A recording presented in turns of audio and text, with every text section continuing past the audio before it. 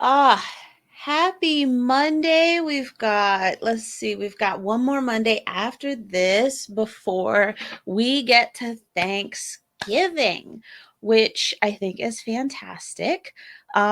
I will not be doing Marketing Monday next week because daycare is closed and school is closed, and I am setting myself up for success, guys, by shutting down basically. I'll be doing some like working on my business work during that week. And so that includes no Marketing Monday, but we will have podcast episodes going live from our next guest. Um, so, yes, thank you so much for being with me this morning. I know it's a little bit earlier than normal. I know, but I had to shift some things around today. So, it's just off by 30 minutes. So, I do appreciate you being here. Yes. All right. So today, Marketing Monday. And how about that thoughtful Thursday we had in the Defiant Business group last week? I thought that was fantastic. We were talking about the war of art, and we had some really good like conversation going on different topics. So that ended up being pretty awesome. So, I love these icebreakers to kind of get us going. Give me in the comments, give me up to 3 words that you feel best describes your brand, or that you want people to feel, right, when they think of your brand. Let's do that. So, what 3 words do you feel describe your brand? I think for me, rebelliousness is definitely one. Um, what's another? Innovative or maybe edgy, because I like to be kind of on the cutting edge. And contrary. Contrary is probably another one. My brand is definitely a good partner for any companies or professionals who feel that way. Like they're just constantly saying no to the standard and wanting to like raise the bar, just want to do things differently. That is definitely how I think I want my customer experience to be. So if you are watching this live, please go ahead and give me a hashtag live. And if you are watching this on the replay, give me a hashtag replay. And then don't forget, the question that I started you off with this morning is to give me up to 3 words that you feel describe your brand. So we've got a few people watching now. So I'm going to go ahead and move into my purpose for this live stream. And when I say that I don't plan on keeping you long, I mean it. We're going to get right to the point, really. So we're going to look at something called opportunity cost today. And this phrase is actually from microeconomics. And there's like actually this specific way to calculate it and things. But we're not actually looking at it from a microeconomic standpoint exactly because that class was hard for me. No, I'm kidding. No, it was a bit difficult. It was a bit difficult. But opportunity cost is the benefit from an option not chosen. So opportunity cost is what you are foregoing in favor of a different choice. Hi, Sally. Hi, Deshawn. Yay, we got some. Here we are. Yes.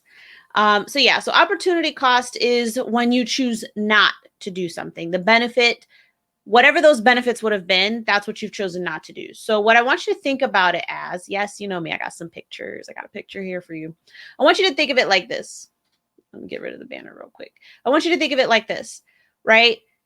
If you are this gentleman here in the center and you have an option to your left and an option to your right, what we like to do, we like to keep our options open, we say, right? But there's actually no such thing. Let's think of like this guy here. Let's say he's choosing between 2 potential partners, right? And he thinks that, he's still got both of his options open, even if he chooses to take one.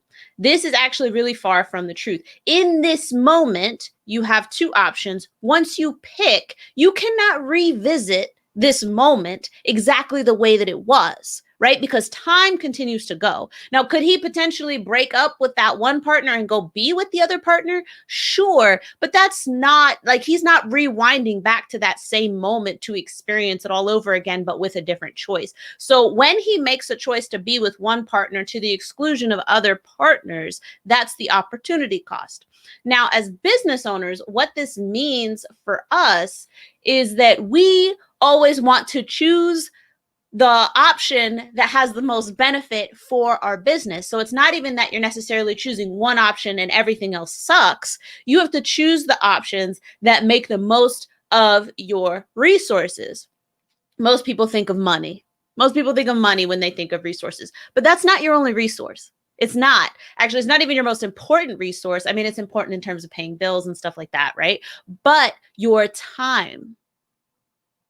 Yeah, your time. And money is a representation typically of our time. When someone has paid us for our time and our skills, money is stored potential, it's stored energy, right?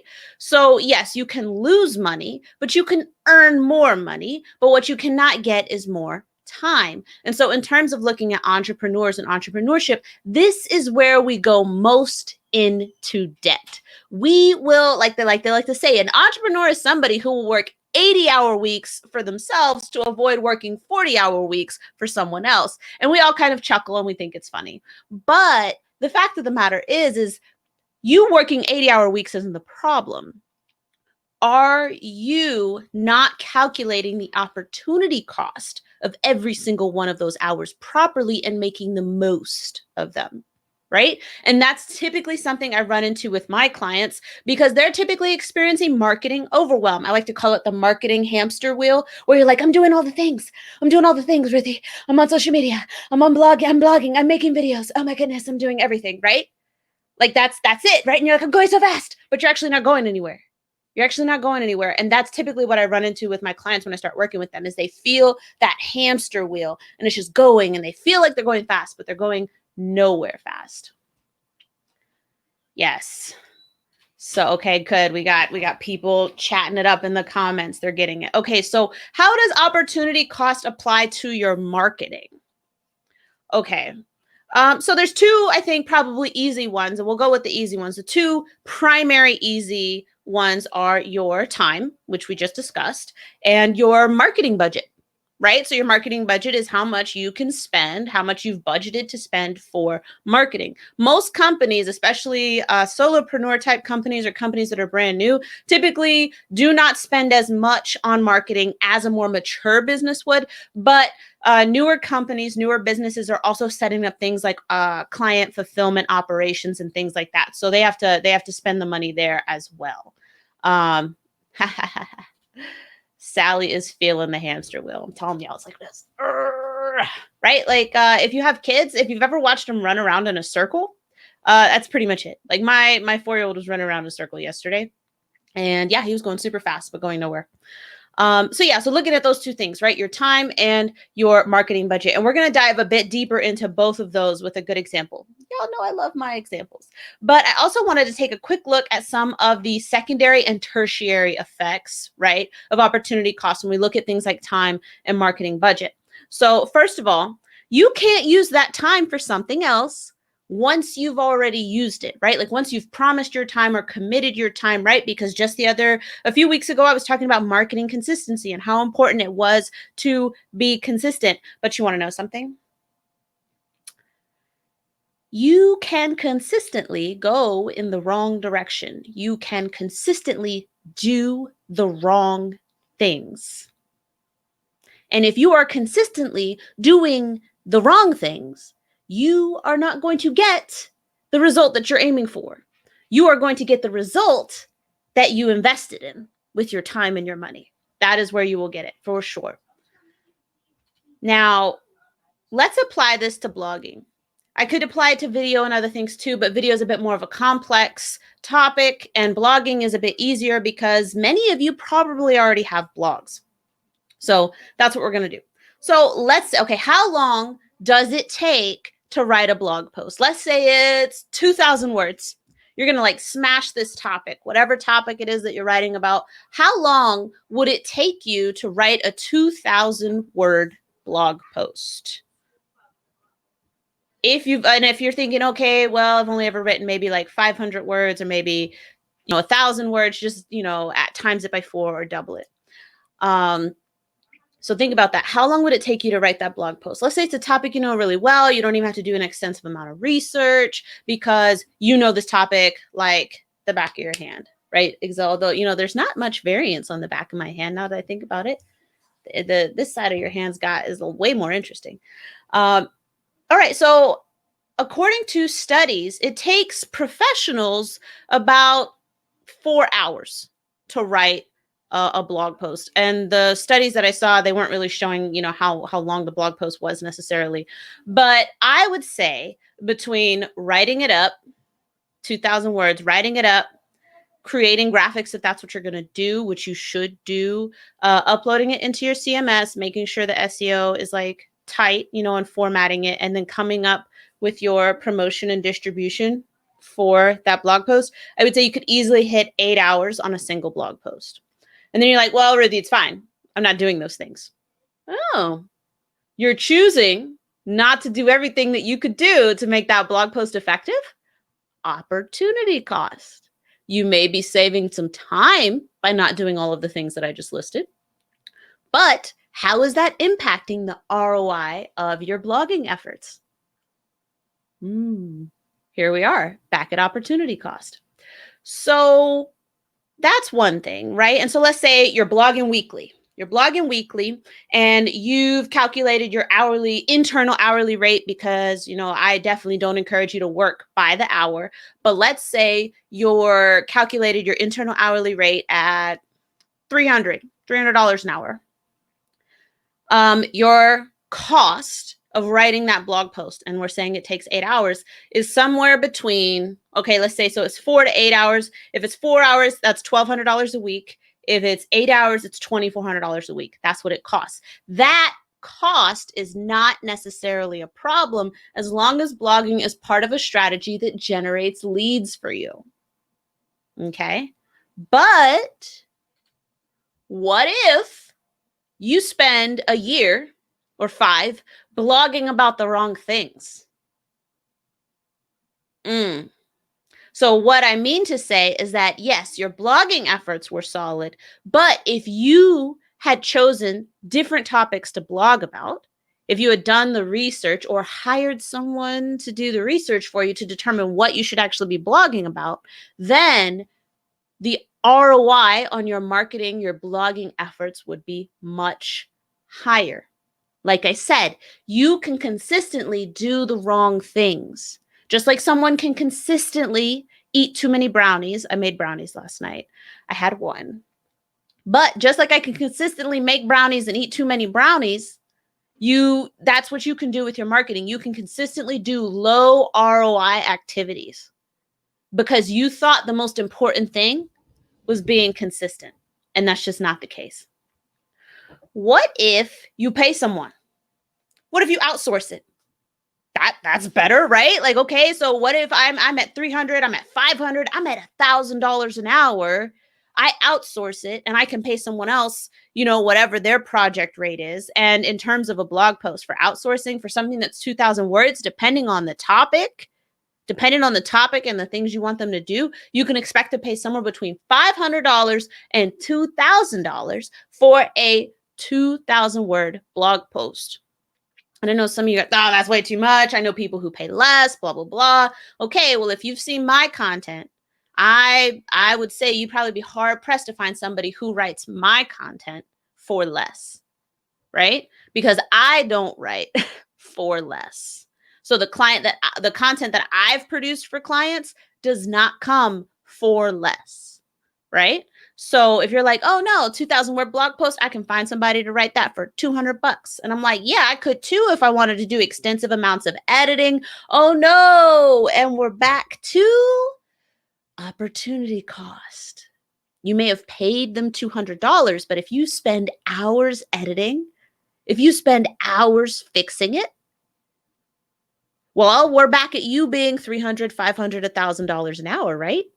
Opportunity cost, because you did not invest in the money up front for a professional to produce your high quality content that's supposed to generate you leads, that's supposed to help you, sell more. Because you did not invest that money then, well, you're paying it now on the back end when you have to fix it. Let's see. Yep. Opportunity costs. So just keep that in mind. If you're outsourcing, it could be anywhere from $500 to $2,000 for a 2,000 word blog post that's optimized for SEO. Don't forget to consider your topic. If it's a more technical topic, if it's a more professional topic, and the person either needs to do a ton of research or they have that skill and that all that knowledge in their minds, then yeah, you're going to pay that much, right? Because you're like, well, I want somebody who's going to write it like me. All right, well, what is the value of you? And we already said it was $300, $500, $1,000 an hour. So you'd be lucky to find somebody to write that for you for $2,000. All right.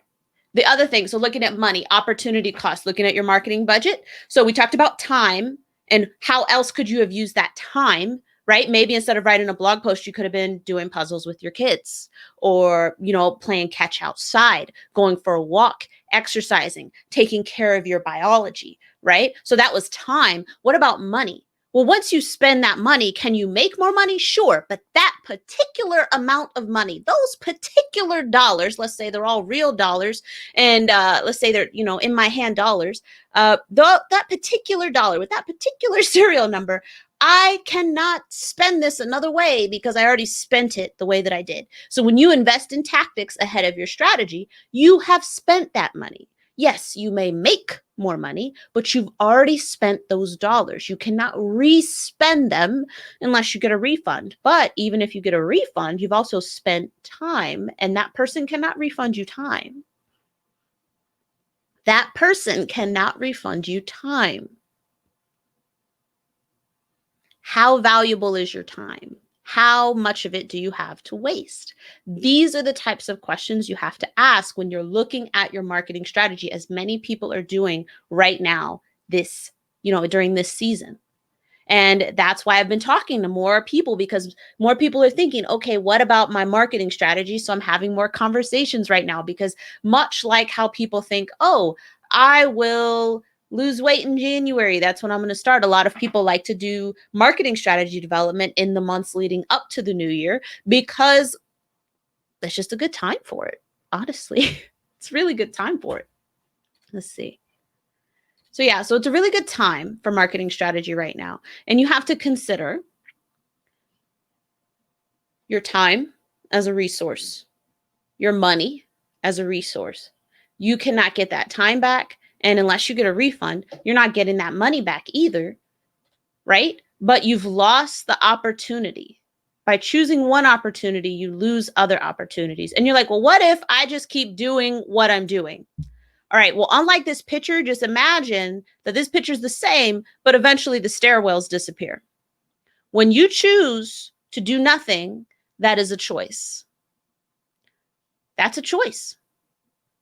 Eventually, those opportunities move on. They pass you by. So this is why I am so very amped up and fired up about marketing strategy, because I see business owners every day who are engaging in certain tactics and then throwing their hands up like, oh, video doesn't work. Instagram doesn't work. LinkedIn doesn't work. Blogging doesn't work. That's what happens when, in fact, everything I just said, right, when they're referring to it, even the social media platforms, even they're like, I post every day on Instagram and I just got nothing. Well, did you approach Instagram with a strategy? Did you approach Instagram with key performance indicators in mind? Those are called KPIs. Those are your marketing goals. Did you approach anything with a marketing goal in mind? Or did you approach the tactic and expect the tactic to produce business for you? These are the questions you have to answer. Your strategy is not just the sum of its tactics. Your strategy drives your tactics. And that is what you have to consider as you move forward. All right. This week, I've got Rachel Druckenmiller on the Defiant Business Podcast. Her episodes start going live tomorrow. They start going live tomorrow. And she is just an amazing person. She is the CEO and founder of Unmuted, and she works with the HR departments of a variety of businesses to help them, empower and engage their employees. And she's a keynote speaker. I've heard her speak, and it's so wonderful. So you're not going to want to miss these episodes. So please subscribe and share wherever you listen to your podcast. Give us a rating, give us a review. That helps a lot. And I love you forever. But you're definitely going to want to listen to her episodes. And then just last week, we wrapped up the interview series with Ashley M. Williams, the CEO and founder of Razar, a Black woman-owned tech company that's actually gotten capital funding. And so that's one of the big reasons I wanted to talk to Ashley, because it's like 0.2% of all of the $40 billion in venture capital funding went to Black or women of color owned businesses. I'll say that, Black women owned businesses. So what that means is that Ashley has done something that many want to do, but have yet to do. And so that's why I encourage you to go ahead and check out her episodes. All of them are live, all 4. So you can go ahead and catch up. And then just like I said, remember, hit subscribe, share, and be ready for tomorrow when I introduce you to Rachel Druckenmiller, the CEO and founder of Unmuted. You can also check her out on LinkedIn. She sings on LinkedIn, and I love it. It was part of the reason I started singing. But no, she inspired me, and I heard her speak for the first time. I think it was January of this year. Might have been December of last year. And I knew I had to have her on my podcast. She's powerhouse. And I know you guys are going to love it. Thank you so much. If you have been here, remember, #live, #replay. And then the other thing you owe me is 3 words that you feel describe your brand, or that you want people to feel when they think of your brand. All right. Those 3 words, super important. Thank you again so much. Yeah, Sylvia loves Instagram. I can't see your name, person who said that they wanted to give Instagram a try, but Sylvia loves it. So if you have any questions at all about Instagram, talk to her. I know I do. So if you ask me a question, especially if we're in the group, the Defiant Business group, I will probably answer it to the best of my knowledge, and then I'll tag Sylvia. So go ahead and ask her. Yes, we've got an amazing lineup for season 6 of the podcast. And if you can believe it, I'm actually putting together a really awesome lineup for season 7 already. So let's go ahead into our week. Remember, think about this as you're looking at all these Black Friday deals. Don't let those Black Friday deals on tactics trick you. It's going to sound like a great deal, but ask yourself, do you have the money? And do you have the time? What is the opportunity cost? Don't let those Black Friday deals get you. All right? You're going to end up with tools and stuff that you don't need. And thank you so much for listening and watching today. And I look forward to getting back with y'all in the comments. Mwah.